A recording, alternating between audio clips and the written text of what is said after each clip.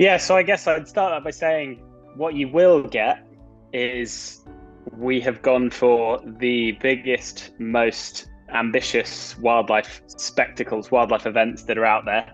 That's what you can expect, which I'm sure you would expect from a normal wildlife documentary. But what makes Epic Adventures different is that paired with those incredible wildlife events is our cruise adventure, our own adventure, to find those animals and attempt to film them. And I think what that does is it helps to make the wildlife events more real. It also means that we can be quite funny sometimes because we show you the things that go wrong because we're definitely very, very far from perfect and always slick. And I think also most importantly is that because we've got people in the show, we can set the amazing wildlife events that we film within a bigger environmental context. And I think so often the threats that animals and wildlife face are sort of brushed over in wildlife documentaries. You know, we sort of, I guess, mislead the viewer into thinking that they're somehow in these sort of wild, untouched places. And unfortunately, the reality is, you know, wild places are in big trouble. But I should say that can all get very doom and gloom and depressing. But as well as showing the bad, we also show the good. So we have worked with some amazing people already doing great things to save these animals and reverse these trends. And a great example of that is in the Antarctic episode. It's definitely our most ambitious episode. We tried to film the biggest gathering of whales, fin whales in Antarctica, and miraculously we managed it. We doubled the world record, which was very exciting. We saw 300 whales all together with thousands of penguins and albatross and seals all having this giant party. And what's exciting about that is that 50, 60, 70 years ago, even more recently than that, these gatherings didn't happen because of commercial whaling in Antarctica. So commercial whaling hammered fin whale populations in the Southern Ocean down to about 2% of their original population. But thanks to the ban on commercial whaling in the 70s, they've slowly started to make a comeback. And they're like people, they've got really long lifespans, very low reproductive rates. So it takes time. And only now, you know, what's that, 50 years after the ban, the whales are really starting to come back in style. So that's a very good news story for the planet.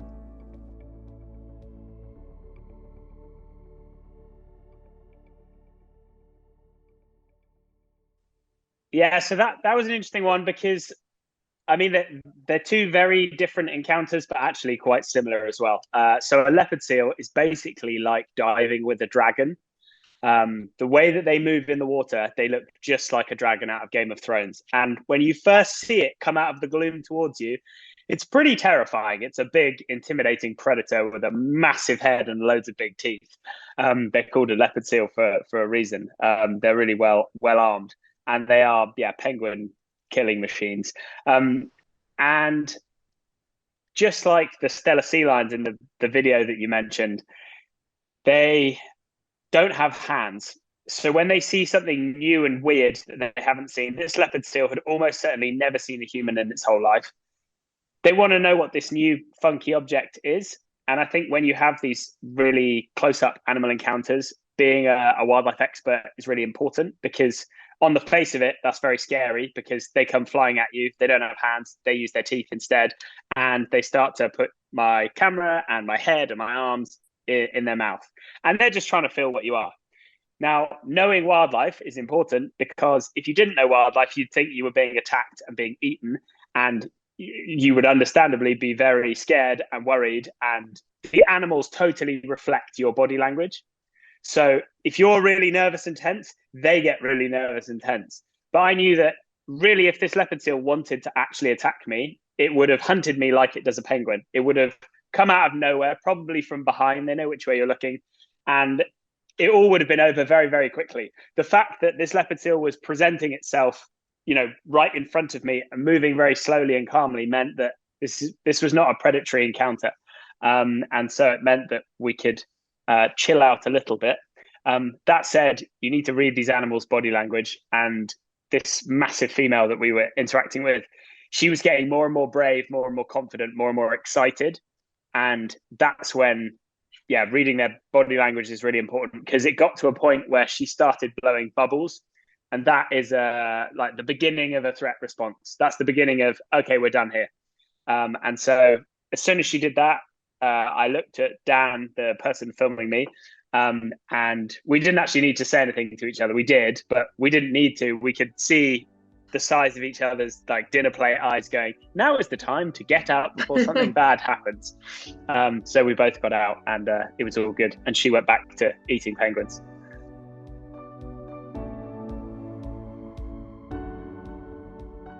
Yeah, so there was in the Dolphin Quest episode, we were going to try and film a super pod of spinner dolphins, and a super pod is when multiple pods come together, and they can be 5 or even 10,000 strong. So one group of dolphins, 10,000 in number, and we actually failed spectacularly.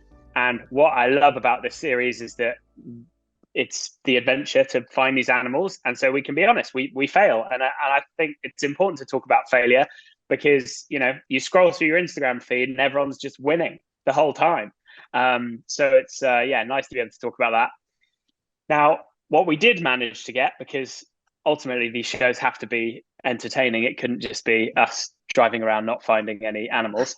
We did find lots of other incredible animals, and actually what we found, in my opinion, was more spectacular and more mind-blowing than what we were going for, which is the way Mother Nature works. And jumped in the water because we'd seen on the horizon a load of birds coming down. And when you're looking for animals at sea, birds are your friend. They are usually the sign that something bigger is underwater. So we saw these birds coming down. I jumped in, and there was just this big ball. It was probably the size of a big car of a big ball of mackerel. It's like a fish, maybe 6 inches long. And they were all turning in on themselves in a really tight ball. And they were just tuna, the same size as me, just flying past at 50 miles an hour, hundreds of them, just poof, poof, poof, poof, poof, from all directions. And then there were spotted dolphins getting involved. It was this massive feeding frenzy, and it was so exciting. Now, at that point, some of the mackerel suddenly went, what's that weird thing that's not moving like a predator? I wonder if we can use that to hide around. So this entire car-sized ball of fish suddenly just like shape shifted and sucked all around me, and the fish were like going in my swim shorts. They were stuffing into the monitor of the camera, the screen of the camera. They were just everywhere, and it was black, just wriggling fish everywhere. And I could still hear the tuna hitting the ball that I was in. It was a bit scary. And so I thought, well, the predators are going to be below me but not above me, so if I just swim down, hopefully all of the action will push the prey off of me, and they'll get pinned at the surface, and then the behavior can keep going on. So that's exactly what I did. And I punched out the bottom of this ball of fish, and then looked back up, and the shot is in the film. Just silhouetted was this big ball of fish against the surface, just with giant tuna and dolphins flying at it from all directions. So that was definitely memorable.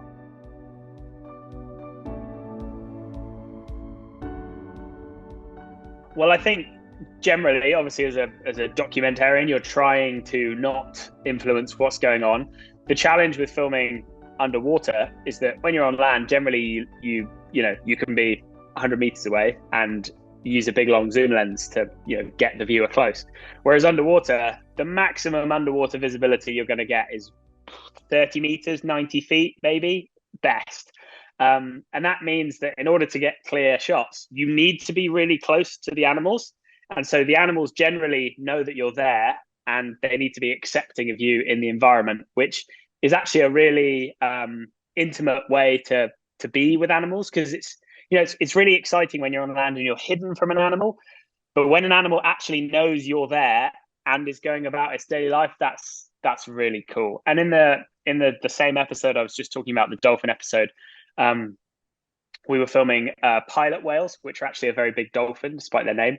And we were using underwater scooters. So if you've seen Thunderball, the James Bond film with the underwater scooters, we were using those. It was very, very exciting. I felt like my sort of 13-year-old internal teenage brain was going, this is cool.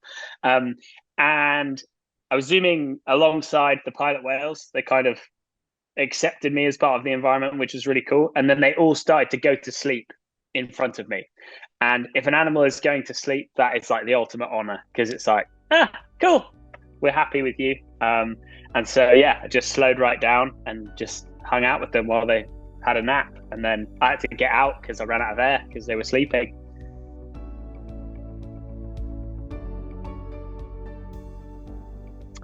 So all of this is, I do what I do because I love spending time with animals and getting up close and personal with them.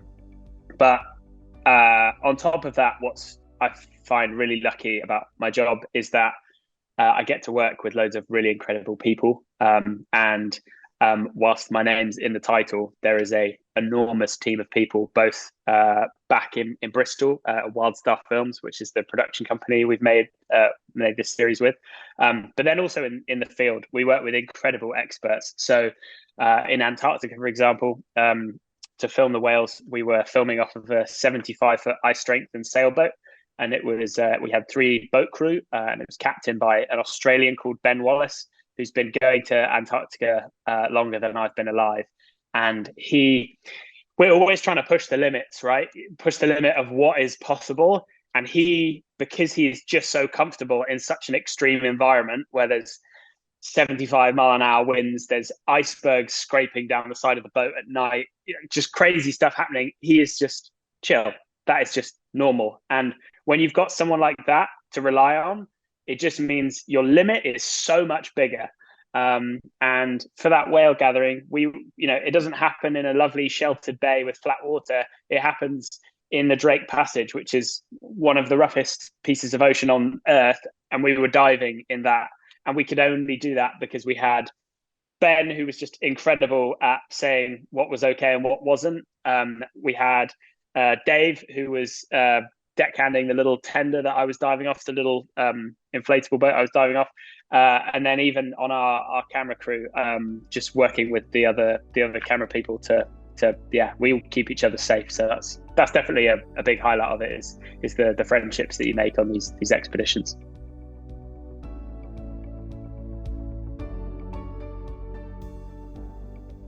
Yeah, so I'd say the first thing is that certainly to start with, your knowledge of wildlife is so much more important than your knowledge of cameras. So if you don't have access to a camera or any camera, that's not actually a problem. That's not a barrier initially, because you can be technically the best camera person in the world, but if you don't know how to get close to animals without disturbing them, you're useless.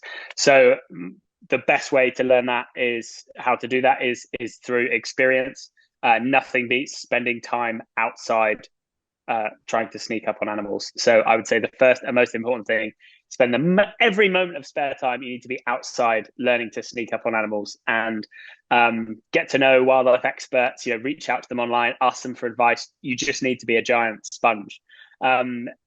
Once I guess you started doing that, if you do have access to a camera, and it doesn't have to be something amazing, it can even be on your phone. I get sent a bunch of videos every day from people wanting to get into wildlife film, and I'm always most impressed when someone's made an incredible film on like an iPhone rather than a $20,000 camera setup, because that is a far better demonstration of how good you are in terms of your field craft, your ability to get close to animals. So yeah, I'd say know your animals, go out and just make films on whatever camera you have. I think that would be the best place to start. And also, in answer to your point that it's really competitive, I think on the face of it, it's really competitive, but I think actually, if you want it really, really badly, you will rise above a lot of that competition, because a lot of people say that they want to get into wildlife film, but actually when it comes down to it, you need to be the person that is unfortunately willing to miss your best friend's birthday, that one opportunity you get. You had that thing, you just need to drop that thing and go for it, and be really single-minded towards it, because it is competitive, I guess, in principle, but actually, if you want it really bad and you want it more than the competition, you can get there for sure.